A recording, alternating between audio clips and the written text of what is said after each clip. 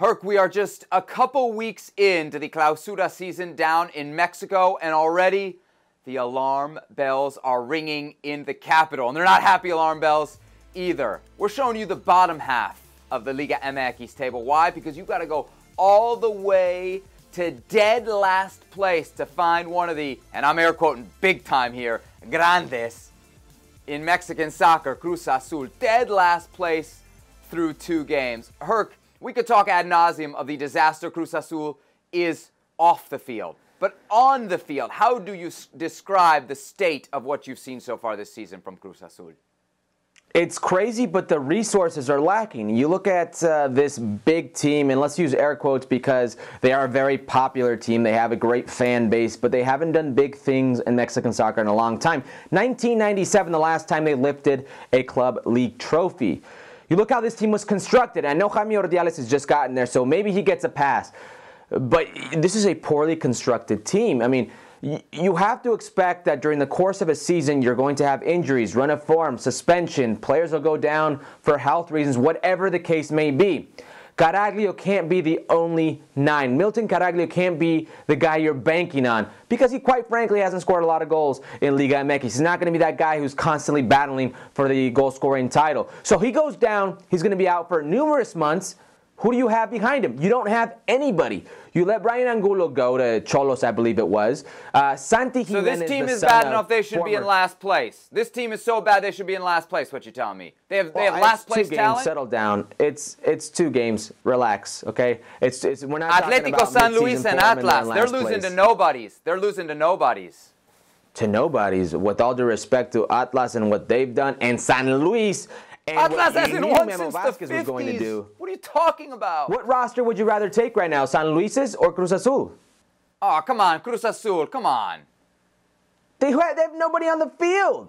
They've got no proven Liga MX players on the field. The first game, the first 20 minutes, Orbelín Pineda gets red carded. These are circumstantial events. The second game, he's got no 9. They go down behind. You put in a young kid who's probably, 18, 19 years old, in Santi Jimenez. You don't have that goal-scoring threat. You don't have that balance. You have a goalkeeper, by the way, who may be on the outs. You're going to have a goalkeeping controversy with Sebastian Jurado when he starts asking for minutes once he comes back from being hurt. I don't think it's as crazy as it sounds to see Cruz Azul in this position after 2 games. Now, here's the thing, and this is where you're exactly right, Sebi. It's un equipo grande. It's a big team, so they're always going to be held to a different standard.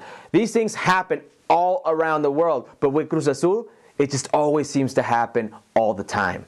All right, let's take a look at Cruz Azul's upcoming schedule. I don't think it's going to get much easier for Robert Siboldi, the man in charge. He's already on the hot seat. Funny enough, his next challenger, the team that might end his time at Cruz Azul, is the team he won a title with in Santos. There you see Toluca, Pachuca, and then Chivas, the next 4 before Cruz Azul dives into CONCACAF Champions League play. Herc, is now the time for Cruz Azul to fire Dante Siboldi? I don't think so, Seb, and the problems go way beyond the field. I mean, Cruz Azul's got some legal issues at hand right now, and there are a lot of question marks surrounding the team off the field, ownership, la directiva, what they're going to do. I think Robert Dante Siboldi is the least of their worries, and let's be honest for a second. Let's say you replace him. I didn't ask if he was the least of the worries. I asked if he should be fired now. Let's say you replace him. Where do you go, and do you really think it gets better? That's the issue at hand. They've shown a problem, Cruz Azul, of selecting managers, who they're going to pick, doing it in unison. Because right now, we don't know who's in charge in Cruz Azul. And to me, that's the biggest problem. Fair point. Excellent point. Let's have a little fun here. As Major League Soccer and Liga MX do more and more business together, the crossover becomes more and more important. We were having some fun text messages back and forth last night. We said, who is the Cruz Azul of Major League Soccer? Now, I threw in some criteria so people can kind of know what we were looking for. I think you have to be historic, you have to be somewhat relevant, and you have to have some type of long-running futility, right? That's kind of what Cruz Azul is. So if I ask you, who is the Cruz Azul of MLS, Herc, who you saying? Oh, this is going to hurt, but it may be DC United.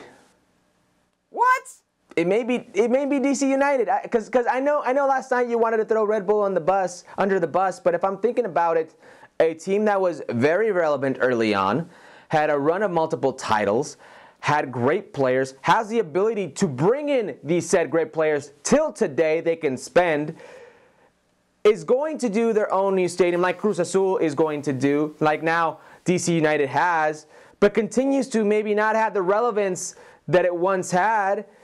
I have to say it's DC United. I know it hurts you. It hurts. I don't totally disagree with you, but I do disagree with you this much. It has to be the New York Red Bulls. I know you think it's Red Bull. Tell me why. It has to be the Red Bulls. It has to be the Red Bulls. Tell me why. In their existence, which is basically the time that Cruz Azul has not won a title, they have not won anything. DC United, and I know it's... Cruz Azul has won something. That's the difference. Okay, when the ball was brown. In the modern era, DC United has won. Red Bulls has put in money, has had stars, has reached finals, and has always failed. They are more of a cursed team to me, and that's what Cruz Azul is, a cursed team at this point. Tell me it's not the Red Bulls. It's that Tell me it's not the Red Bulls. It's that curse. That's where the It's So Metro saying for Red Bull. That's the only thing I will agree with. But you talk about history being important. I mean, you have to lift up the cup, and the Red Bulls have not done that in their existence.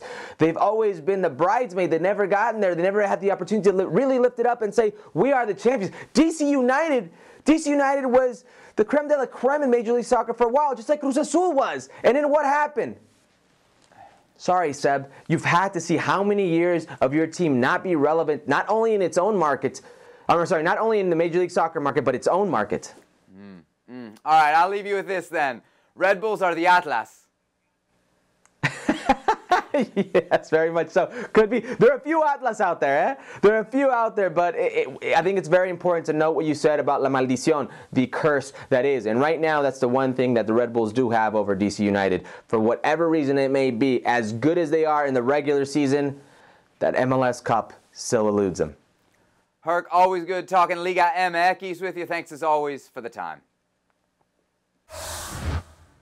Well, thank you very much for watching ESPN on YouTube. For more sports highlights and analysis, be sure to download the ESPN app. And for live streaming, premium content, and let's not forget as well, ESPNFC 7 days a week. Subscribe to ESPN+.